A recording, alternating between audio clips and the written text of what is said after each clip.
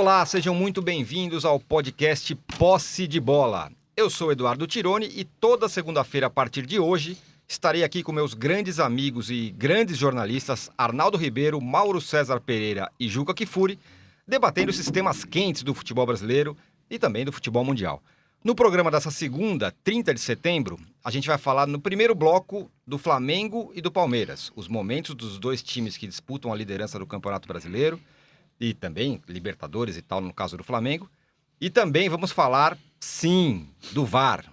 O Arnaldo arrepiou a espinha aqui na minha frente nesse momento, porque vamos falar do VAR. No segundo bloco, o tema vai ser Fernando Diniz no São Paulo. Será que vai funcionar? Teve antijogo na estreia, o São Paulino tá certo em comemorar o empate suado ali contra o Flamengo no Maracanã? E por fim, no terceiro bloco, a gente vai falar do Corinthians, que não encanta, não faz um jogo que todo mundo para assistir, mas tá lá brigando pelas primeiras posições, naquele seu 1-0 burocrático e na conta do chá toda vez. Bom, sem perder muito tempo, eu queria abrir o papo aqui, hoje, fazendo uma pergunta para ser respondida com uma palavra por cada um de vocês, companheiros. Na média, a atuação do VAR nessa rodada foi como, Arnaldo Ribeiro? Péssima, pior que antes. Juca? Desastrosa. Mauro? Média, Muito bem. Gostei do Juca. Fala aí, Juca. Bom dia, boa tarde, boa noite. Boa tarde, boa noite hein? para todos. Olha, desastrosa por quê? A começar pelo domingo. De manhã, uma obstrução óbvia do Manuel, que o apitador devia ter, na hora, sinalizado e mandado o jogo seguir, levou 5 minutos para que o VAR resolvesse que houve falta e o gol do Corinthians estava anulado. Depois, no jogo do Palmeiras contra o Inter, não ficou claro que o ombro... Não, neste jogo ainda Corinthians e Vasco, não ficou claro que o ombro do Wehrli estava adiante, razão pela qual ele estava impedido. E não havia dúvida. Agora, podemos discutir, eu discuto. Acho que tem que mudar a regra do impedimento, porque é óbvio que ele também não usou aquele ombro à frente para levar vantagem. Ele estava porque estava, né? Então, estabelecer que é um corpo de vantagem, alguma coisa precisa ser feita, senão toda hora vão anular gol. Milimétrico, né? E aí atrapalha ainda mais o andamento do jogo. Já na partida do Palmeiras contra o Inter, essa vale a discussão mais adiante, porque ontem eu ouvi o Simon dizer uma coisa, não que eu concorde, mas que faz sentido discutir. Acabou beneficiando o infrator. E é tudo que a regra é contra. Ele até citou o Roberto Goicoechea, que foi um grande árbitro Essência da regra, que dizia isso, né? Você não pode beneficiar o infrator. E o Inter acabou sendo beneficiado porque fez a falta e acabou evitando o gol. Agora, a absoluta clareza sobre a regra que bateu na mão do atacante para o lance.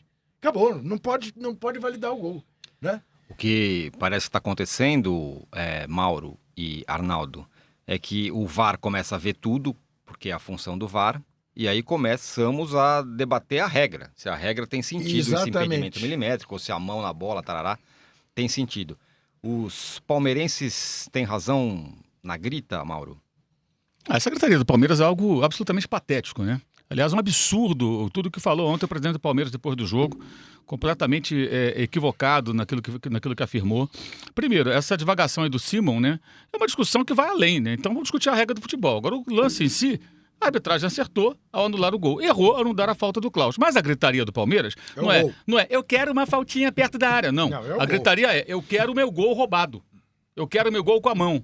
Como queriam o pênalti contra o Corinthians em 2018, né, que houve a tal interferência interna, houve ou não houve, é uma grande discussão até hoje, mas não houve o pênalti. E o Palmeiras queria o quê? Até nos tribunais, o pênalti que lhe foi tirado depois de equivocadamente ter sido dado para o Palmeiras. Então o que o Palmeiras está querendo é o quê? Ser beneficiado. É isso que o presidente pode pedir diretamente. Eu quero o benefício de um gol em que meu atleta conduzir a bola com a mão. E quero basicamente pressionar a arbitragem para o próximo jogo. Esse é o modo, tão velho é o modus quanto anda operandi pra frente. antigo da cartolagem, né? E isso fez com que pouco se falasse sobre o futebol do Palmeiras, né? Que vinha sendo elogiado contra adversários mais fracos e outro com um time mais forte. Já não foi a mesma coisa. É interessante que eu até anotei aqui, que eu lembrei de cabeça rapidamente agora cedo. O Palmeiras e o VAR. Contra o Botafogo em Brasília, pênalti com VAR. Foi até parar também no tapetão por conta daquela história de o jogo ter sido reiniciado ou não, e o Palmeiras, no tribunal, teve o resultado mantido. Então o VAR, não é que ele beneficiou o Palmeiras, ele conduziu uma vitória do Palmeiras com um pênalti que existiu. Contra o Vasco, empate no Allianz Parque, também foi com o uso do VAR que o pênalti contra o time carioca foi marcado.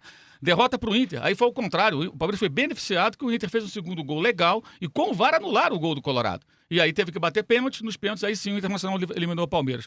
Contra o Godoy Cruz, um pênalti que também não houve, na opinião da maioria das pessoas, e que foi dado ao Palmeiras e que abriu o caminho para uma goleada fácil, mas estava 0-0 até aquele momento.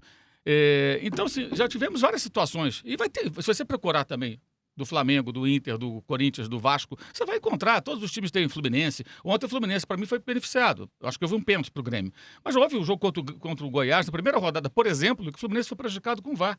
Uma falta que não houve, foi marcada, e depois disso o Goiás fez o gol e venceu por 1-0. Então é uma pressão que é uma coisa antiga que tem no futebol, e o mais incrível, porque isso é uma gritaria pelo nada, porque é óbvio que a regra foi bem executada. Por isso que eu acho que o VAR ele foi médio, a condução foi para variar ruim, demorada, mas no final acertou, porque o gol do Erling estava impedido, porque demorando ou não validou o gol do Corinthians, né, em que houve falta. Aliás, o gol do Corinthians no começo do jogo. Isso. Depois anulou o gol do depois Corinthians Vasco, corretamente também. Por também. impedimento do... E errou a não dar a falta, mas o maior erro seria a validação de um gol, né, em que o jogador conduziu a bola com a mão. Agora, já tivemos semana passada impedimento com o ombro do Son, jogador do Tottenham, do jogo contra o Leicester, estava 1-0 para o Tottenham, o gol foi anulado, e o Tottenham ainda tomou a virada e perdeu o jogo, era 2-0, perdeu por 2-1. Tivemos o impedimento do Agüero também lá na Liga dos Campeões, que valeu a eliminação do time do Manchester Sem City dúvida. por um pedacinho do pé. E você vê a diferença de comportamento do Guardiola. As reações. Né? Lamentou, mas foi justo. Todos eles ali, o pessoal do Tottenham também. Claro. Agora, eu concordo que eu acho um exagero, eu acho também que a regra tem que ser discutida, mas é impressionante que essas discussões não tenham surgido antes, quando algumas equipes são eventualmente beneficiadas pela, entre aspas, justiça do VAR, né? Que ele se propõe a isso. Ô Mauro, aí quando são prejudicados, acho que são prejudicados, tem esse tipo de reação sem ter sido prejudicado. Aí é o caso típico do seguinte: entre mortos e feridos não se salva ninguém. É apenas isso. Mas Só assim, isso, ó, vamos combinar o seguinte: o VAR amplifica essas coisas. É isso que a gente não entendeu quando o VAR surgiu. O VAR não vai dar justiça ao futebol? Não vai dar. Isso está claro agora no Brasil, isso é legal. Né? É legal porque as pessoas estão chegando a essa conclusão óbvia. O VAR não vai provocar justiça alguma no futebol. O VAR... não digo que o VAR tem camisa, como é a votação. Não, Arnaldo? Nenhuma justiça. Acabou de mostrar que todos os lances o VAR acertou. Não acertou. Não, então, mas assim, o que eu tô querendo dizer assim, o VAR no Brasil, ele é essencialmente caseiro e caça-pênaltis. A combinação, mudanças na regra, essa coisa ridícula da coisa da mão, mais VAR, mais a característica do futebol brasileiro, vai tornando uma coisa insuportável. O que a gente está vendo agora é o VAR ser objeto de discussão que sempre houve quando dois times polarizam um campeonato. Essa briga Palmeiras e Flamengo ela já aconteceu lá atrás. Mas é unilateral. Sim. É unilateral. Sim, o agora... Flamengo teve um gol do lado contra o Internacional, perdeu por 2-1, que a bola tocou no cotovelo do Rodolfo. Verdade, na sequência, o Flamengo fez o gol, Sim. foi anulado da mesma forma, ninguém reclamou, nenhum dirigente do Flamengo foi espernear. Não que eles sejam perfeitos, não, antes que alguém ache que eu sou aqui o defensor. Pelo contrário, tem várias restrições aos cartolas do Flamengo. Mas naquele episódio, ninguém reclamou. Aceitaram, como o Guardiola aceitou, como o Pochettino aceitou. Mas o Palmeiras não aceita. O Palmeiras não se conforma. Ele vai pro tribunal porque quer um pênalti que não foi. Ele quer um gol com a mão, levando a bola com a mão, quando a regra diz o contrário. Ainda há quem tente deturpar a regra. Aí é achar que nós somos todos os imbecis e vamos engolir qualquer historinha do Boitatá. Sem contar a permissividade de vários colegas da imprensa de São Paulo que endossam esse discurso absurdo e a falta de perguntas minimamente contundentes de vários coleguinhas que estavam lá na linha de frente quando o presidente do Palmeiras fez mais um pronunciamento do que fez uma entrevista. Ele só falou e ninguém questionou, ninguém pegou a regra. Mas, presidente, olha aqui. Claro. Aí é muito fácil, né? Eu acho que isso tudo está acontecendo em relação à questão da postura da cartolagem palmeirense. Isso não é a primeira vez que acontece. Eu acho que agora o Palmeiras tem hoje um treinador que tem um pouco esse perfil, a diretoria que tem esse perfil. E acho que isso vai acontecer de lá e de cá, talvez, quem estiver disputando com o Palmeiras, com o VAR amplificando essa situação. Para mim, e aí você vai perguntar, qual que foi a atuação do VAR no jogo do Flamengo dessa semana? Não teve praticamente, né? Que foi a questão lá, a discussão do pisão do Gabigol. No Brasil, raríssimos árbitros, e isso também sempre existiu, tem um critério que independe do VAR. O andamento, a condução que eles dão às partidas independe do VAR. Dá para contar nos dedos. Curiosamente, são 2 Rafaéis, entre aspas. Rafael Klaus, Rafael Trace, que apitou o jogo São Paulo e Flamengo. Eles se julgam capazes de conduzir uma partida sem a interferência de 10 mil opiniões. Eu prefiro. Eu também prefiro. Porque o que a gente está no Flamengo e São Paulo, que a gente vai discutir, é jogo de um, estratégia de outro, não sei o que do outro, não sei o que. A praga do árbitro, ele não tem a presunção de ficar consultando 10 mil coisas e parando o jogo qualquer hora. Sabe o que aconteceu no Flamengo e São Paulo? 1000 vezes. Teve toque de mão, teve empurrão, teve chute na cara, teve tudo no futebol. Se o Trace chegasse e parasse o jogo pro chute da bola do Reinaldo na cara do Everton Ribeiro, pro encontrão do outro não sei o que lá, pro outro chute do Gabigol, a gente teria 1000 discussões sobre o VAR, como a gente teve no Internacional do Palmeiras.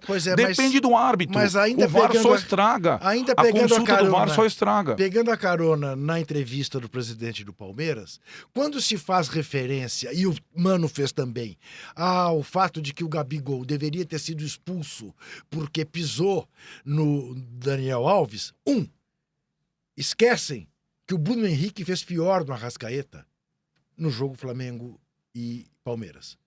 2, eu olho aquele lance e tenho clareza que o Gabigol não tinha onde apoiar o pé e a perna do Daniel estava embaixo do pé dele. Ele tira o pé, não força o pé. E mais, ele levou um cartão amarelo que o tira do jogo contra a Chapecoense, igual tiraria se tivesse sido expulso. E vai perder mais 2 jogos depois pela seleção brasileira. Prejuízo que o Palmeiras não terá. Então, isso é mimimi, isso é choradeira de mal perdedor no momento em que o Palmeiras está ameaçando objetivo e concretamente o Flamengo, porque tem um elenco mais equilibrado que o do Flamengo. Quer dizer, além do mais, de uma profunda burrice transformar essa disputa nesse momento numa disputa de quem está na minha frente porque está sendo privilegiado por A, por B ou por C. Na verdade é o seguinte, no futebol brasileiro, o segundo colocado nunca aceita a legitimidade da colocação do primeiro. Sempre o título é roubado. O Cruzeiro ganhou roubado. O Palmeiras foi campeão ano passado, o segundo colocado, que foi o Flamengo, não falou questionou. Que era roubado, é verdade. Em 2016, o Palmeiras foi campeão brasileiro, não viu o pessoal do Santos questionando. O Santos foi vice-campeão em 2016. Mas quando o Corinthians foi, né? Quando o Corinthians 17. foi... acusou-se de ser beneficiado pelo governo, pela TV Globo. Então aí é complicado, né? Aí realmente, eu acho que a gente dá, às vezes, muito espaço para certos cartolas. E me incomoda, vou repetir, profundamente a falta de perguntas minimamente jornalísticas na linha de frente. Essa postura cordata de alguns setoristas, de alguns caras que estão na linha de frente. Quando o cara começa a dar uma... Por exemplo, ele fala, o VAR não está atuando nos jogos do Flamengo. Aliás, o pessoal do Palmeiras virou comentarista do jogo do Flamengo, né? Como eles gostam de falar do jogo do Flamengo, impressionante. O presidente, o técnico, né? Enfim, uma coisa realmente sensacional. Então, quando eles começam a falar isso, eles ignoram. Por exemplo, não houve interferência do VAR no jogo do Internacional. Eles querem dizer que o pênalti que o Guerreiro pediu tinha que ser marcado. Também não houve no jogo contra o Cruzeiro, quando houve um pênalti mal marcado contra o time carioca, do Rodrigo Caio no Pedro Rocha, e também não houve interferência do VAR, porque o árbitro, que era o Rafael Klaus, ele nem deu a mínima, ele marcou e ponto final. E eu até acho que, eventualmente, ele poderia ter expulsado o Gabigol, como poderia ter expulsado o Bruno Henrique, poderia ter expulsado vários outros jogadores. Não é isso que é mudar o destino do jogo. Expulsou o Gabigol, agora o São Paulo vai ganhar de 4-0. Provavelmente o jogo terminaria 0-0 do mesmo jeito, até porque já caminhava para o final da partida quando aquilo aconteceu. Então você começa a dar uma dimensão muito grande a lances ou discutíveis ou menores, e aí não se discute o quê? As contratações do Palmeiras, o investimento no Davidson, que agora é o 3º ou 4º reserva para o ataque, né? A quantidade de centroavantes que o Palmeiras tem. Será que investiu bem o Palmeiras? Será que o presidente do Palmeiras e o seu diretor executivo fizeram bons negócios? Não sei. O torcedor do Palmeiras pode refletir a respeito, né? Não se discute, por exemplo, o fato do do Mano Menezes estrear e pegar uma sequência de jogos mais fáceis contra adversários que vieram da segunda divisão ou grandes clubes em péssimo momento, Fluminense e Cruzeiro, eu quero dizer, no caso, ambos, inclusive, em São Paulo, aí conseguiu uma sequência de vitórias, trocou 600 passes contra o CSA. Teve gente, coleguinha, comparando ao Manchester City. Olha só o número de passes trocados, coisa linda. Ontem voltou à média normal, né? Dos tempos do Felipão e dos tempos do Mano. Esse é um... Ou seja, contra o time mais difícil, voltou ao seu antigo jogo do Palmeiras e teve dificuldades e não fez um grande jogo. E isso não foi discutido. É muito conveniente pro Mano Menezes, né? Ninguém fala do trabalho dele. O que aconteceu em 5 jogos? O time foi tão bem, que coisa linda, né? 6-2 e tal. E ontem não jogou tanto contra o Inter. Vamos falar do Flamengo e vamos falar da arbitragem. É muito cômodo. Bom, bom gancho esse do Mauro. Muito bom, Mauro. Eu queria voltar agora, a gente já falou bastante do VAR, entrar justamente no futebol do Flamengo e no futebol do Palmeiras. Até projetando o que vem por aí com relação aos dois times.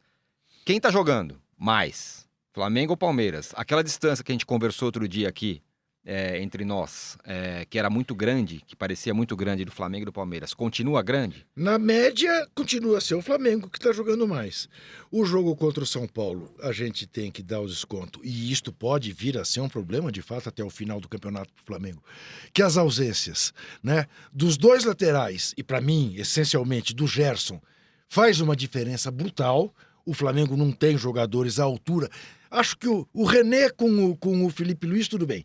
Agora, Rafinha e Rodinei, Gerson e Pires da Mota, a diferença é abissal.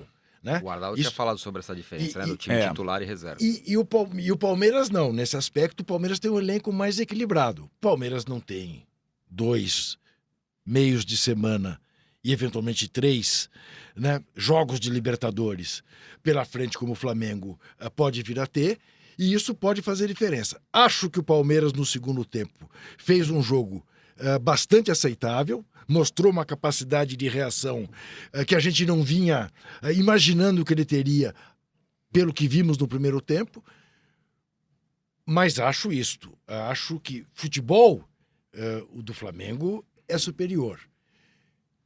Alguém já escreveu sobre isso, eu estou de acordo. Nós vamos ver o que vai prevalecer. O time titular do Palmeiras, do Flamengo, que é melhor do que o do Palmeiras, ou se o elenco do Palmeiras, que é melhor do que o do Flamengo. Eu tenho uma proposta, já que a gente está inaugurando essa questão do podcast às segundas-feiras, a gente podia trazer um dia o Mano e o outro dia o Jorge Jesus. Porque eu acho que também faltaram perguntas desse tipo para o Jorge Jesus. Sim. Essa sinalização do desnível do time titular do Flamengo para o banco, ela poderia ser sentida não só quando o Jorge Jesus tirasse 3 jogadores, como foi o que aconteceu no sábado. O André Rocha escreveu sobre isso, o Mauro tem falado também sobre isso, sobre a diferença, porque o time titular do Flamengo ele é muito bom, é um dos melhores times do Brasil nos últimos tempos. Agora, também com o Jorge Jesus na entrevista, bancando o rei, ninguém questionando, porque o São Paulo fez antijogo, o São Paulo... Mas vamos falar do Flamengo, Jorge Jesus? Ninguém fez essa pergunta. Sim. O Flamengo é capaz de suportar as 2 competições com esse time titular, com convocação, é capaz de manter o nível? Seria uma das perguntas. Não tem mostrado isso. O time do Flamengo é capaz de jogar titular várias partidas consecutivas? Foi por isso que ele poupou 3 jogadores. Quais as questões, quais os desafios que o Flamengo tem pela frente? Eu acho que assim, também faltou e tem faltado questionar o português. Sim. Eu acho que, por isso eu tô chamo os dois aqui, a gente conversa com os dois e pergunta. Eu acho que o Flamengo é muito interessante. Eu estive no Maracanã e quer dizer, tem uma atmosfera no Rio de Janeiro hoje absurda em relação ao Flamengo. Você é parado a cada esquina tal para saber se vai ter gol do Gabigol, você pode estar tomando café da manhã, você pode estar no almoço e tudo mais. Uma atmosfera absurda, favorável. O clima no estádio, quando o Flamengo joga, é incrível. Ao mesmo tempo, existe sim eu acho que uma sensação de tipo, tem que ganhar essa vez porque o time é muito bom e tal. E assim, ainda faltam 2 meses. Ainda faltam muitos jogos complicados. Ainda faltam muitos desafios. Tem o desafio palmeirense na questão do brasileiro. É justamente o enigma que o Juca colocou. Time titular de um, elenco de outro. E 2 competições de uma competição de outro. E tem o desafio da Libertadores, que é muito complexo também. E acho que o Grêmio está tentando utilizar da sua maneira uma forma de tentar desestabilizar um pouco a confiança do Flamengo e tudo mais, com os embates teóricos via imprensa do Renato com o Jorge Jesus. Né? Sendo que o Renato vai jogar com um time absolutamente descansado, né? Porque foi de reserva completo contra o Fluminense. E acrescente o fato de que o Flamengo jogou num gramado pesadíssimo no Maracanã. Né? Quer dizer, tudo isso desgasta. Pois é, também tem esse ponto. E com relação ao Jorge Jesus quero passar a bola para o Mauro, o Jorge Jesus ficou focado na questão do antijogo, do que o São Paulo fez, o que o São Paulo não fez, que fez muita falta e tudo mais. Mas assim, isso foi determinante pro Flamengo ter jogado o que jogou, não ter passado pelo São Paulo? Eu acho que não, acho que foi mais. O Flamengo, a pontaria não estava das melhores, o São Paulo até teve chance de fazer gol. Enfim, acho que foi um jogo um pouco abaixo do normal, claro que pelos desfalques também. O que você acha, Mauro? Bem, eu acho, primeiro, assim, acho que eu não concordo com a comparação da entrevista do Mano e do Jorge Jesus. O Jorge Jesus falou do adversário que ele acabara de enfrentar. O Mano falou de um time que ele nem enfrentou à frente do Palmeiras. Verdade. Uma diferença, para mim, fundamental. Então, está falando sobre um jogo que terminou agora. Ele questiona a postura do ótimo elenco que tem o São Paulo atuando daquela maneira, como se fosse, com todo respeito, o Mirassol.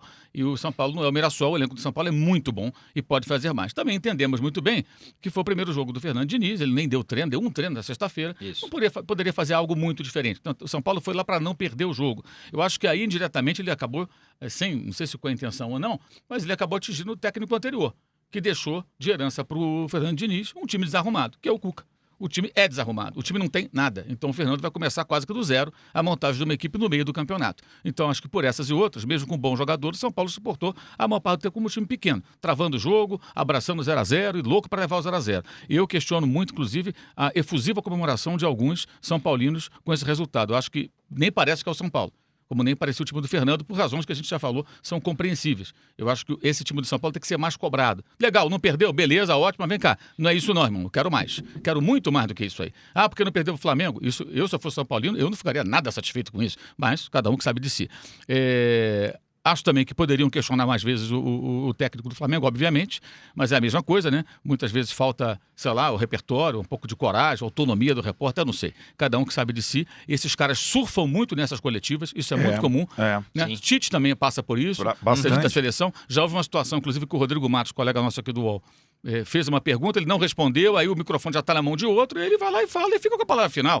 E as pessoas que estão ouvindo, parece que o cara deitou e rolou, mas ele não respondeu. Deu um somebody love ali, né? Deu uma enganou ali todo mundo e ponto final. E as pessoas não sabem que o microfone já não está mais na mão do repórter, do jornalista que fez a pergunta. Então ele fica refém. Isso tem acontecido com uma certa frequência, realmente. Agora, o Flamengo não fez bem os últimos jogos, também não vai jogar como jogou contra o Palmeiras, por exemplo, todas as vezes. É evidente que não vai ser assim. E acho que o português ele acerta ao dar uma certa prioridade ao Campeonato Brasileiro, não poupando times inteiros, poupando no máximo alguns jogadores, porque eu acho que é o título que é possível você buscar com planejamento. O outro é o mata-mata, são 3 jogos no máximo, 2 certos e mais um possível. E que pode acontecer qualquer coisa, né? É muito imponderável. Mas você achou que exagerou na dose nesse? Não. Bem, ele alega que os jogadores estavam mais próximos de uma lesão, de um problema qualquer. Aí ele perde esses caras contra o Grêmio e nos outros jogos. Imagina, machuca lá uma lesão muscular no Rafinha. Aí você imagina 1 mês de Rodinei, aí não é quem aguente, né? É um tatu que resista, né? Você imagina o outro papai do Gerson. O Gerson se machuca, Pires da Mota durante 3 rodadas. É muita diferença. Aí eu me mudo para o Paraguai. Quer dizer, não há quem aguente um negócio desse. Porque são heranças, entre aspas, né, com todo respeito aos atletas, malditas do Eduardo Bandeira de Melo e do Rodrigo Caetano. Mas contratações. Rodinei, Pires da Mota, segundo o balanço do Flamengo, custou 26 milhões de reais. 26 milhões de reais. Como é que paga essa quantia por um jogador tão limitado? Acho até que o Portuga vai ter que procurar gente dentro ali da base, ali. O Hugo Moura, outros jogadores que já entraram bem. Para manter a característica, né? Exatamente, saída de bola fica muito ruim. Aí alguém vai dizer, mas então o Abel não tinha esses caras, por isso o time não funcionava. Não, o Abel ganharia esses caras e sabia que o Rafinha estava bem encaminhado, né? E que mais contratações seriam feitas no meio do ano. Mais do que isso. E ele barrava a Rascaeta. Isso, mais do que isso. Ou seja, ele tinha alguns e não usava junto. E não usava, ele não fez nem do meio para frente, que essa turma já estava lá, o time funcionar. Então o questionamento do Abel é outro. Provavelmente, talvez ele falar, o Gerson não pode jogar junto com não sei quem, com o Arão, e o Gerson ia ser banco. Sei lá, você botava a Rascaeta no banco. Como eu não aceito que se diga, mas o Gerson acabou entrando e não jogou bem. Você não entra num jogo daquele frio, com o mesmo ritmo que você tem se você entra desde o começo. E ele está jogando uma sequência pesada. Ele é um jogador que, quando deveria estar fazendo a pré-temporada lá na Itália, caso ele permanecesse por lá, já estava jogando Libertadores. Então o cara desembarcou, o Diego se machucou, você vai ter que jogar. Até porque ele e o Diego, eles iriam revezar, né? A ideia era tê-los dois para fazer aquela mesma função. E o Diego, agora só tem ele, né? E o Diego, que eu acho um jogador muito questionável no elenco do Flamengo, no status que ele tinha anteriormente, como dono general da banda, como um coadjuvante para entrar em alguns jogos como esse de sábado, aí ele faz falta. Ele seria muito útil se pudesse jogar no Sem sábado dúvida. e não pode jogar. Então o elenco do Flamengo tem contratações ruins do passado e algumas carências que... Aí eu acho que a atual gestão não tem essa responsabilidade. Você não vai conseguir resolver tudo isso de uma vez só. Contratar Você tem 22. Rodolfo na zaga, está sempre machucado. Rodinei na lateral, que é fraco. Pires da Mota para volante, também é fraco. Não tem um centroavante. Tentaram contratar o Balotelli, não conseguiram. Para trazer o Joãozinho das Couves, não adianta nada. Então, para você trazer esses caras, você tem que ter oportunidades. E elas não vão surgir sempre. Então, acho que é muito também de mais contratações que vieram do ano passado e antes até disso. Sabe que ficou claro também no jogo? Eu acho que é uma questão... O Flamengo é um time muito bom tecnicamente, mas acho que o segredo é justamente dessa fase boa e tudo mais, e é isso que é o desafio do Jorge Jesus, do Portuga, como disse o Mauro. O Flamengo é um time que tem uma entrega no jogo exemplar para jogadores tão técnicos. O Flamengo morde demais, o Flamengo se entrega demais. É por isso que não tem mais essa. Não é o time estiloso, tá? Os caras babam no jogo. Corre atrás da bola. Querem a bola o tempo todo. Correm absurdamente. Sem dúvida. Isso tem um preço físico. É o que o Mauro falou em relação ao Gerson. É um exemplo total. Aí é o desafio, porque é uma sequência de jogos muito pesada. É claro que você está numa semifinal de Libertadores, faltando 3 jogos, mesmo que sejam aleatórios, você está numa semifinal de Libertadores, né? Então, não é que você está muito distante. Não é que você está nas oitavas da Sul-Americana. Então é muito difícil você fazer esse equilíbrio e como tem já agora evidente um desnível entre titulares e reservas, você conseguir manter a intensidade de jogo que ele conseguiu com o time titular é complicado jogando 2 vezes por semana. Então já deu a perceber. Não foi só o jogo com São Paulo, o jogo com o Inter deu a perceber alguma coisa. Aí o Inter teve 2 jogadores expulsos, mas o próprio fato do Inter ter feito um gol naquelas circunstâncias e o Flamengo foi buscar depois, dava algum indício de um certo esgotamento físico de alguns jogadores. Achei que foi uma certa soberba. Tem um pouco de soberba quando estava com 9 contra 11. E é normal. Até pelo ambiente que eu descrevi. Até pelo ambiente. Então isso tudo isso tudo poderia ser perguntado, entendeu? É o que nós estamos conversando aqui. Isso tudo poderia ser perguntado na coletiva do Jesus também. Também sobre o Flamengo, entendeu? Mas ele tem sido corajoso com relação a isso, que ele tá metendo os titulares para jogar o brasileiro. E o modus operandi dos técnicos aqui no Brasil, o Renato Gaúcho especialmente, é você se livrar do campeonato e com isso você põe reservas e meio que você se exime de responsabilidade na competição mais importante do país. Não, eu estou jogando outra, então eu boto as reservas aqui, ninguém pode me cobrar. Que é outra coisa que poderia cobrar. Por que você não põe times mais fortes? Mas ninguém fala. Não, ele está priorizando a outra competição. Pô, mas é muito cômodo. Isso aí me lembra a época em que o Mundial de Clubes era no final do ano e a Libertadores terminava no meio do ano. O time ganhava o Campeonato Brasileiro, a Copa Libertadores, aí ficava sem fazer nada. Nós estamos nos preparando. Que é a melhor maneira de se preparar do que jogando bem, vencendo os jogos. Claro. E você chegando na ponta dos cascos em dezembro para enfrentar sabe-se lá quem? Mas não, os caras botavam o time para ficar... Agora, essa é uma crítica que o Jorge Jesus recebia, inclusive em Portugal, né? De uma perda de título do Benfica, exatamente por não poupar, jogar na Liga e jogar no campeonato com o mesmo time, desgastar demais o time. É possível, até pelo desconhecimento dele de certas coisas que são, né, típicas do nosso calendário, que ele tenha que ser alertado para isso, né? E talvez aí seja papel muito da direção do Flamengo. Fala, escuta aqui, ô Portuga, não precisamos nos matar a esse ponto. Faça aí o equilíbrio que nós compreenderemos, né? Porque o Flamengo vai ter 2 jogos absolutamente mortais com o Grêmio, né? E agora, vê como são as coisas. São distantes um do outro, né? Sim, mas veja como são as coisas. Eu gostei muito de ouvi-lo dizer: o Grêmio vai nos levar às cordas. Ele tem uma franqueza na análise do jogo que, puxa vida, eu agradeceria muito que os técnicos brasileiros também tivessem, né? Porque, de certa maneira, o que ele fez? Ele fez um convite ao Grêmio para que tenhamos um grande jogo quarta-feira na Arena Grêmio. E isso é muito legal. Isso é interessante. Bom, Já tem meia hora aqui de programa. A gente vai encerrar esse primeiro bloco que a gente falou de Palmeiras, de Flamengo e de VAR. E no segundo bloco a gente volta para falar do Diniz no São Paulo. Tem a ver com o Flamengo, com o Jorge Jesus, com tudo. Com O Diniz com o jogo. pragmático? O Diniz pragmático. O Diniz prudente? O Diniz amadurecido? Eu diria que tem gente nesta sala que está vibrando com o Diniz pragmático. É mesmo? Mais no próximo bloco. Até já. Ok. Os podcasts do UOL estão disponíveis em todas as plataformas. Você pode ver a lista desses programas em uol.com.br/podcasts. Recebe salário, faz transferência, pagamento, recarga de celular e até empréstimo, tudo sem taxa. PagBank, a sua conta grátis do PagSeguro. Baixe já o app e abra sua conta em 3 minutos. Estamos de volta no podcast Posse de Bola. Lembrando que estaremos toda segunda-feira aqui debatendo grandes temas do futebol brasileiro com temperatura, opinião, brigas e tudo mais. Brigas é exagero. Calma. Bom, Por enquanto não, né? nesse segundo bloco... por enquanto não. Nesse segundo bloco a gente vai falar então da estreia e de projetando o que será Fernando Diniz no São Paulo. A estreia parecia que não era o Fernando Diniz, certo? Isso que eu entendi. Juca. A gente vai... Como certo Juca. Não é? Não, isso foi uma pegadinha. Quando você falou, a gente vai falar, eu estava certo que Mauro e eu podíamos até levantar. Não, já tomar joguei a uma- bola para você. Pois foi, rapaz. Olha que surpresa. Eu não estava despreparado. Você devia ter me avisado no intervalo. assim que é. Que era eu que abri. Puxa vida. Você falou do entusiasmo que há na mesa. Olha aqui. Claro que eu não quero ver o São Paulo jogando do jeito que eu vi o São Paulo jogar no Maracanã.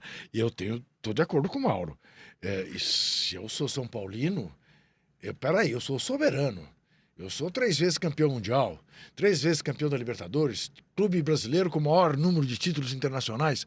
Eu não posso jogar feito o Mirassol, né? Agora... Nem nessa circunstância. Não, então, agora, para as circunstâncias de quem deu um treino de 2 horas, na sexta-feira, foi jogar no Maracanã com quase 70 mil pessoas. Mais uma vez, Maracanã lotado. Se coubesse 150 mil... teríamos lá 150 mil.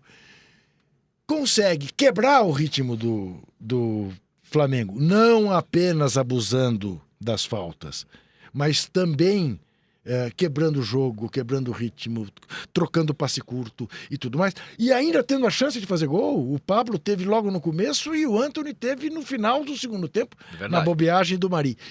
Na bobeada do Mari. Eu, São Paulino, diferentemente do Mauro, estaria satisfeito com o desempenho, com o resultado, com tudo. Falar, opa, respiramos. Jogamos de igual para igual com o Flamengo. Não jogamos de igual para igual com o Flamengo. O Flamengo teve muito mais chance de gol. Flamengo, em bom português, mereceu ganhar o jogo. Mas, objetivamente, não ganhou. Não ganhou. E eu acho que isso, do ponto de vista do São Paulino, é um alento. Eu fico imaginando, se eu fosse São Paulino, que eu olharia para essa semana que o São Paulo vai só treinar, que semana que vem, na rodada que vem, vai ser um espetáculo. Mas olha o adversário. Fala aí. Conta, Tirone. O São Paulo vai jogar fora do Morumbi, Sim, no Pacaembu, sim. porque vai ter show, né, do Iron Maiden Sim. no Morumbi, e vai enfrentar o seu maior rival, maior ídolo, Rogério Ceni, reestreando. Eu acho que No se assim, São Paulo. Fernando Diniz, Vocês dois sabem que o São Paulo tem mais títulos no Pacaembu do que no Morumbi. tudo bem, mas não é a casa do São Sim. Paulo, embora o São Paulo seja um dos piores mandantes, Morumbi esse ano não tá fazendo nenhuma isso que eu ia diferença. falar. Mas assim, não deixa de ser curioso. O Fernando Diniz estreia contra o Flamengo com um dia de treinamento, que ele tem um histórico nesse ano contra o Flamengo, certo? Contra o líder do campeonato, e a segunda partida, a partida em casa, é contra o Rogério Ceni. Digamos que seja um desafio legal para ele no início. Agora, assim, historinha rápida.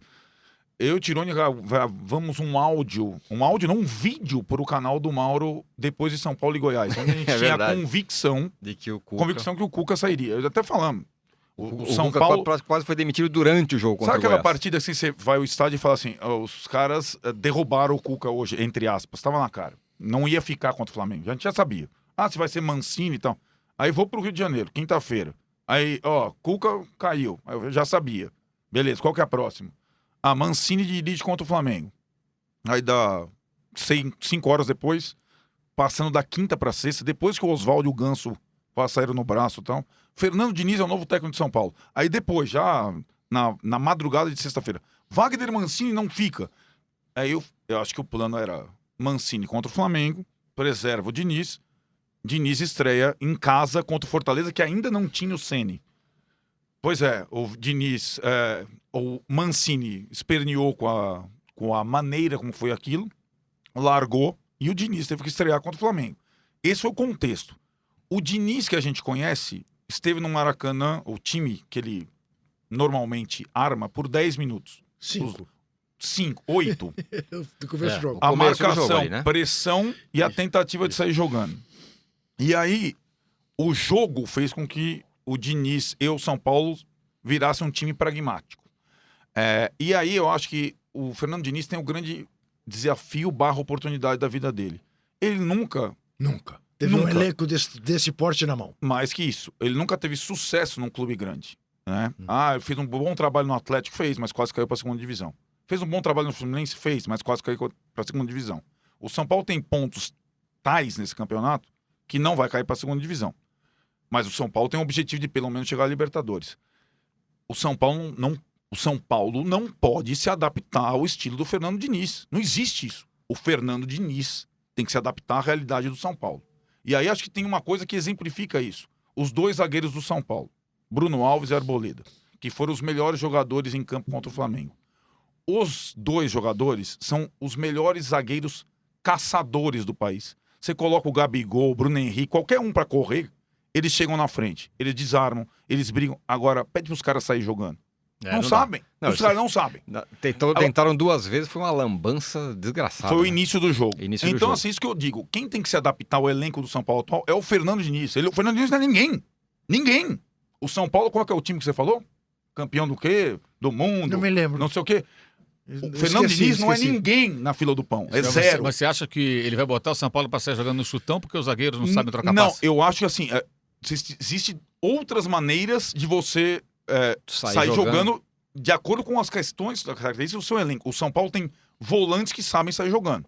Tem Aliás, o tem Lisieiro, tem o Hernandes. Sim, tem o mas a bola vai passar no pé da zagueirada, isso não tem jeito. Pois é. Então, assim, eu acho que assim, o time, até ele ter zagueiros que tenham outra característica, não vai ser agora. Mas tem Consegue zagueiro dar lá. passe. Mas tem... Se for treinado, consegue passar. Mas tem zagueiro lá. Então, um passe de 2 metros o cara consegue. Mas o Anderson Martins, mas acho que ele joga menos Mauro, do que o Bruno. O Bruno tem quase 30 anos, ele não consegue passar. Eu já vi o Bruno jogar 1000 vezes, ele não consegue passar. Agora ele é um bom marcador. Sim, Mas e o Anderson Martins? O Anderson Martins, ele é um bom passador, só que os outros 2 são melhores zagueiros que ele. Isso que eu falo, entendeu? Tá. Eu acho que assim, tem um pouco de... Ele nunca dirigiu um elenco com essas possibilidades, então ele tem que também se adaptar às possibilidades desse elenco. Sim. Então, assim, pra mim é um absurdo você tirar o Arboleda, que passa pior do que o Anderson, pra colocar o Anderson, que passa melhor, porque o Arboleda tira todas as bolas. Sim, né? São esses detalhes só, entendeu? Tirando os 5 minutos finais que eles tiveram que fazer coisas que eles não sabem fazer, a dupla de zaga foi irretocável, né? Sim. O jogo que o Bruno Alves fez Sem dúvida. foi... E acho que esse negócio que o Ronaldo falou... Agora, Tironi, para quem estava defendendo que o São Paulo precisava contratar o Freud, de alguma maneira o São Paulo juntou o último agradável. Porque o Diniz o Diniz ficou- é É verdade, É, é verdade. tem Não é isso? É verdade. Você levei- matou a charada. Você Sim. indicou, acho que o Diniz Foi. indiretamente. Sim, né? sim, o Leco ligou para mim antes. Não faça isso. Não. Não faça isso, por favor. Essa é a dúvida, Você né? acha que O Diniz vai... o Diniz, eu sempre digo, acho que a grande e maior chance da vida dele já foi, que era no Atlético Paranaense. Ele tinha todas as condições e menos pressão. E não conseguiu. Depois teve o Fluminense com todas as questões e agora tem o São Paulo. Melhor elenco que ele pega na vida, elenco que ele pega na vida. Sem dúvida. Sem dúvida, né? Com jogadores estrelados e tal, caras bons, enfim. Só que... Com o beneplácito deles na entrada, né? Ao que tudo indica, quer que dizer, quiseram o a presença indicaram e E o quanto o Daniel Alves correu no jogo Sim. indica que tinha ele que realmente, correr, né? que ele realmente É, participou dessa decisão. Depois dessa, ele tinha que correr, né? Depois de tudo que foi dito. Eu acho que o mais importante do que ter zagueiros que sabem passar, para a forma como ele gosta de montar os times, é ter zagueiros rápidos. Então acho que esse predicado para mim é mais Ele tem, importante. é verdade. Porque o passe, se você tiver um time bem organizado, sempre tendo opção de passe, com jogadores que se apresentam, não que deixam o zagueiro sozinho, isolado, para ele ter que se virar sozinho, O cara dá um passe 2 metros, ele sabe dar. Pode ser Arboleda, Bruno, qualquer um, consegue dar. Não é tão complicado assim. Eu acho que é mais a questão do jogo coletivo. Agora, no Atlético, ele não tinha zagueiros rápidos e jogava com o time lá na frente, a chamada linha alta. Aí é complicado, você não tem recuperação. É verdade. Acho que ali ele cometeu um erro. Ele insistiu com um elenco que não combinava com essa proposta. O São Paulo acho que até está mais próximo disso. Não vai conseguir fazer tudo que ele gostaria, porque ele não vai ter semanas livres. Elas foram queimadas com o Cuca. É verdade. O Cuca teve toda a Copa América, ainda teve mais 2 semanas inteiras pelo adiamento do jogo com o Atlético Paranaense, que foi jogar lá no Japão, naquela antiga Copa Suruga, lá que mudou de nome. E aí o Atlético adiou o jogo, né? Teve direito de adiar, o São Paulo ficou 2 semanas treinando. E quando voltou, não melhorou nada. Então todo o tempo disponível, ele foi utilizado com o Cuca e o Cuca não conseguiu fazer nada. Ele não vai ter, ele vai ter 2 semanas, me parece, até o final do campeonato, em que ele vai poder treinar. É pouco tempo. Vai ter que fazer na base da conversa e com poucos períodos para treinar. Essa semana, por exemplo, vai ser uma semana livre. Né? O São Paulo não joga meio de semana e não viaja. Então, essa semana vai ser importante. E imagino que já no sábado vai ser totalmente diferente do que foi no Maracanã. Totalmente diferente? Muito diferente. Totalmente Também diferente. acho. Primeiro que Mas ele vocês acham que vai jogar em casa contra um time mais fraco, vai assumir o jogo, vai ter 500, 600 passos trocados, vai sair jogando lá de trás e vai tentar marcar o Fortaleza no seu campo. Ele vai treinar a semana inteira para jogar assim. Estou de Vocês acordo com o acham Mauro, que- com 30 mil pessoas no Pacaembu. 30 mil? Eu acho que sim. Depende do Olha, preço. Depende do preço, também acho. Agora, vocês acham que o Diniz vai ser o Diniz? Ele não Claro, vai... ele é o Diniz. Claro Não, que mas sim. ele não vai... Contra o Fortaleza? Não, ele pode no fazer São alguns Paulo. ajustes No assim. São Paulo. Ele pode, assim, por exemplo, Fluminense, seu último trabalho. O time era muito exposto defensivamente. Ele precisa fazer os ajustes necessários. Os gols perdidos, né, eram muitas falhas individuais. Aí vai depender da competência ou não dos atacantes do São Paulo, que não faz muitos gols. Né? Aliás, tem uma produção ofensiva ridícula o São Paulo esse ano, tem pouquíssimos gols. verdade. Então, esse é um problema que ele poderá ter de novo. Eu acho que ele vai aprendendo com os seus erros e vai fazendo ajustes, mas a essência do jogo dele não vai mudar. Eu acho Não que vai mudar. E se contrataram, tem que ser para isso. Se quiser o Diniz para montar o time que nem o Argel Fux, é melhor contratar o original. Mas aí... Porque sábado foi o Argel Fux. Aí é a tua história, né? Aí entra naquela coisa que nós já cansamos de falar a vida inteira. Não há a menor coerência, não há linha, não há DNA, não há coisa alguma. Não, Quer não dizer, há. porque sai do Cuca pro Fernando Diniz e volta pro... É assim, eu acho que não foi o Leco que me disse isso. Eu acho que ele não me ligaria. Mas existe lá no São Paulo, do Raí, do Leco, uma ideia de jogo que a substituição do Aguirre pelo Jardine. Só isso pode justificar, porque o Aguirre tinha várias coisas. Aliás, assim, o São Paulo atual tem um pouco do legado do Aguirre, que é a questão defensiva, né? É verdade. Os mesmos jogadores. O São Paulo continua sendo uma das defesas menos vazadas do Brasil. É difícil ganhar do São Paulo. Agora, do meio pra frente, o time é um desastre, apesar de ter um monte de São Paulo jogador. ganhar de qualquer um, né? E eu acho que o desafio do Diniz é assim, em casa, porque fora de casa o São Paulo é um dos melhores visitantes. Em casa, como o Mauro falou, a gente vai fazer uma coisa completamente diferente.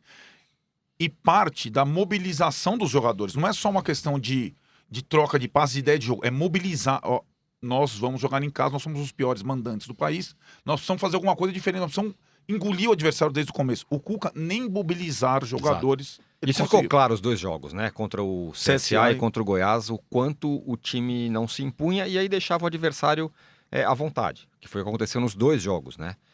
Eu acho que isso é uma questão que o São Paulo realmente tem de mudar. Eu acho que o Diniz, passado tantas coisas na carreira dele e com tantas chances que ele já teve e com tanto prestígio que ele tem, sobretudo na mídia, eu acho que ele deve mudar um pouquinho o seu ponteiro. Acho que ele não vai ser tão radical nas suas eu acho convicções. também que ele vai tentar se mostrar É claro que ele vai mais continuar sendo o amadurecido. cara da posse Claro, de mas bola, será? tudo isso sim, porque Será. porque é como ele é. Contra o chutão, contra a ligação direta, contra isso tudo. Isso ele E tem continuará a questão sendo. que ele tem a chance de treinar o melhor time que ele já treinou, do ponto de vista técnico, mas também o time em que ele vai ter mais pressão.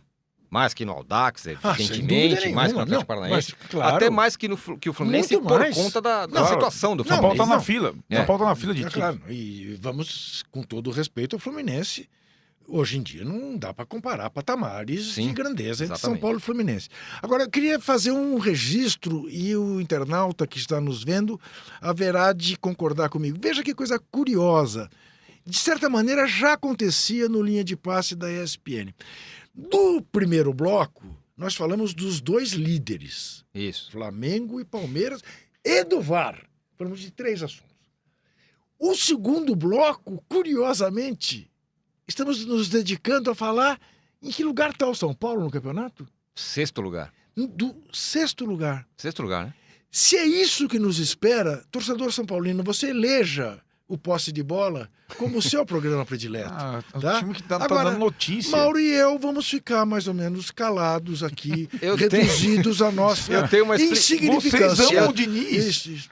É. Eu tenho uma explicação para isso, Ju. Você tem? Então, Tem uma tá boa bom. explicação para A isso. estreia de um técnico, de uma novidade. É a estreia de um técnico e Ah, o próximo bloco, aliás, a gente vai encerrar esse bloco agora. sim. Bloco São Paulo, Diniz, blá blá sim. blá. Você vai Agora, tentar explicar mesmo, Tiago? vou tentar explicar. E Não, no próximo deixa. bloco a gente vai falar do Corinthians. Por que a gente vai falar do Corinthians no último, no último bloco? Primeiro, porque é legal, porque a torcida do Corinthians vai segurou a ficar. audiência. Seguramos a audiência Tá. para a torcida do Uma hora Corinthians. eles vão falar do E Corinthians. tem uma outra questão. É. A gente pode falar desse Corinthians do Carille hoje e pode falar daqui a 7 anos, se ele estiver no Corinthians. É o mesmo E o Corinthians. debate vai ser o mesmo, porque o Ih, Corinthians tá é sempre o mesmo. cornetando, cara. Que isso, rapaz. Quer dizer, Porque o Corinthians é sempre o bloco. mesmo. Você antecipa que nós vamos falar mal do Corinthians. Não, depende do ponto de vista. Depende do Tá ponto ok, de vista. O tá Arnaldo bom. gosta. Tá bom, Gosto. ok. Vamos lá. Então, fechamos esse bloco São Paulo agora. Voltamos já já para falar de Corinthians do Carille. São Paulo agora é um programa da TV Globo. É verdade. É. Tá bom, até já. Os podcasts do UOL estão disponíveis em todas as plataformas. Você pode ver a lista desses programas em uol.com.br/podcasts. Recebe salário, faz transferência, pagamento, recarga de celular e até empréstimo, tudo sem taxa. PagBank, a sua conta grátis do PagSeguro. Baixe já o app e abra sua conta em 3 minutos. Senão eu ia pegar uma carona com o Mauro na moto. Você viu de moto? Vamos. É, filho. o programa Que é voltar. isso? Voltou, Verde, voltou. Quem tem moto? Rapaz, Eu gosto do jeito que o Mauro... não, sim, você precisava olhar pro monitor. É verdade. Entendeu? Sempre monitor. O monitor, tá lá em cima. O Mauro, assim como eu, é contra o trânsito na cidade, mas essa é uma outra história. Queria falar do Corinthians do Carille. O Corinthians é assim, né? O Corinthians, aconteça o que acontecer, é eliminado, não é eliminado, joga bem, joga mal. Ele vai lá e ganha os seus jogos em Itaquera, na Bacia das Almas, faz ponto, fica em 4º lugar, continua na briga. Que homem, Ralf. Pois é, na briga pela Libertadores. Gosto. E você, não, vocês defendem o Gabriel. Juca. Não, você tá Não. louco. Você defende o Gabriel. Tem uma pergunta eu? pra você. Ralf é... Uma pergunta especificamente pro Ah. Juca. Juca, Sim, se o Corinthians fosse um time inglês sim. e disputasse a Premier League, Estaria entre os dois primeiros. não é? Não. Com o Liverpool e com A o pergunta não é essa. A pergunta é: você olharia e falaria assim, hoje tem jogo do Corinthians, tô louco pra assistir. E ligaria de manhã, 8 da manhã, pra ver o Corinthians jogar? Não, isso eu faço com o Liverpool, isso eu faço com o Manchester City, isso eu fazia com o Barcelona nessa fase sem Messi, não tenho feito, e Com o faço Flamengo com o você Flamengo. faz. Faço com o Flamengo. Faço com Com o o Flamengo. Grêmio. Sim. Com o Fluminense fazia. Eu queria falar do Corinthians o seguinte. Eu queria falar do Corinthians, não do time do Corinthians. Eu queria falar do Corinthians, da torcida do Corinthians. Sim. É fabuloso você pensar que um time que foi eliminado da Copa Sul-Americana no meio de semana vai jogar no domingo de manhã e ponha quase 40 mil pessoas lá em Itaquera. Estou falando que é admirável porque foram apenas 23 mil ver o jogo do Inter contra o Palmeiras. É verdade. Foram apenas 6 mil ver o Atlético Mineiro, que estava numa situação semelhante à do Corinthians, no Horto, para ver o jogo com o Ceará. Então, eu queria chamar atenção para isso. O torcedor que gosta do seu time e que é capaz de respaldá-lo mesmo num momento não tão bom. Agora, esperar o Corinthians jogar bem, esperar um jogo do Corinthians que me agrade, eu te diria que lá se vão alguns anos que eu estou esperando. Talvez desde o ano 2000. Aquele Corinthians de 98 e 99 Olha. era um Corinthians que agradava. O do Tite Né? teve E momentos. teve momentos em 2015. Sim, Não em 2012. 2015. 2015. Teve momentos em que aquele time agradou. Um jogo em especial contra o Atlético Mineiro no Horto, que foi um espetáculo. Mas não é o padrão realmente corintiano. É triste ver. É triste. O jogo ontem, o primeiro tempo do jogo ontem foi desesperador. Desesperador. Eu dou desconto que o jogador não gosta de jogar às 11 da manhã, embora a torcedora adore, mas realmente aquele primeiro tempo foi uma coisa assim que, olha, só corintiano para aguentar ver até o fim. Eu estive lá ontem, né? Fazendo o jogo pela Rádio Bandeirantes e O primeiro tempo, no final, os minutos finais, parte da torcida do Corinthians já estava irritada e até vaiando algumas jogadas. Não o time em si, mas vaiando algumas situações, né? Porque foram vários passes errados, inversão de bola, que a bola sai pela lateral, o cara não consegue dominar, o outro vai dar um passe, a bola passa a 2 metros, e aí perde o controle da bola, ela sai pelo lado do campo, dos dois lados, né? Agora, o que me chamou a atenção negativamente ontem, o Carille tem dito isso, ele tem tentado fazer o time jogar de forma mais ofensiva, tentado fazer o time vencer o jogo, mas ontem o que aconteceu? O Vasco foi a Itaquera para não perder. E o Corinthians aceitou aquilo e ficaram os dois ali. Não, tudo bem, beleza aí, como é que você tá? Ah, vamos ficar aqui então. Tá o Ribamar aqui, tem aqui o Bozelli, tudo. O Ribamar fraquíssimo, o Bozelli não entrava no jogo. O Sornosa tentando aquelas bolas longas o tempo todo, que não tem nenhum repertório além desse. Ou ele aceita o lançamento de Gerson, ou bate uma falta, ou cruza na cabeça de alguém, ou não acontece nada. Acertou um pro Pedrinho. Isso. Né? Foi o melhor lance do primeiro tempo para o Corinthians. Isso. E é muito pouco, de fato, muito pouco. E depois que faz 1-0, né? Aí méritos do Bozelli, né, que fez um ótimo trabalho de pivô ali, preparou para o Ralf. O Ralf acertou o chute que eu acho que era até defensável se o goleiro tivesse ido melhor na bola, mas foi um bom chute. Quase 500 jogos, 10º gol dele, irmão. Ele quase não chuta no dele. gol. E outro foi bem, ele foi o cara que mais desarmou, mais interceptou bolas, ele fez uma ótima partida dentro daquilo que ele pode apresentar, ainda fez um gol, então, que não é exatamente a missão dele em campo, né? Então, quando o Corinthians faz o gol, é isso que eu não me conformo, faz o gol, ataca para fazer o segundo. Não, aí a volta, recua, chama o Vasco. Aí o Vanderlei Luxemburgo, que estava adorando 0-0, começa a botar Marrone, Cleiton, que foi do Corinthians, mas botar jogador no ataque. Por mais que o time não seja muito bem treinado, e não é, o Vasco não é um time bem treinado, o Vasco é um time comum. E não é um elenco tão ruim, não. Tem pelo menos uns 7 ou 8 piores que o elenco do Vasco. Né? Agora acabou de contratar o Fred Guarim, que está fora de forma, não joga desde julho, mas é um jogador internacional. Quer dizer, vê se o CSA consegue contratar um jogador desse, o Goiás, a Chapecoense. Não consegue contratar. O Avaí, entre outros, né? O Botafogo não consegue. O Botafogo tem um time muito mais fraco do que o Vasco.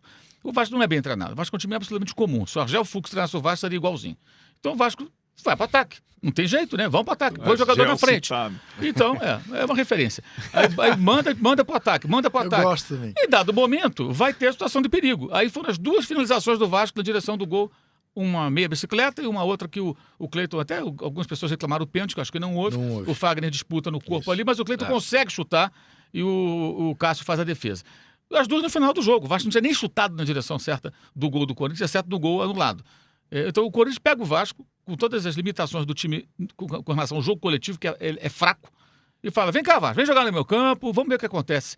Eu vou contra-atacar. E quando teve o contra-ataque, estava em campo o Gustavo, que aí entra um erro de avaliação terrível, né? Foi renovado o contrato do Gustavo por conta fez de uns gols decisivos no Campeonato né? Paulista. E ele é um jogador que a bola pelo alto ele vai.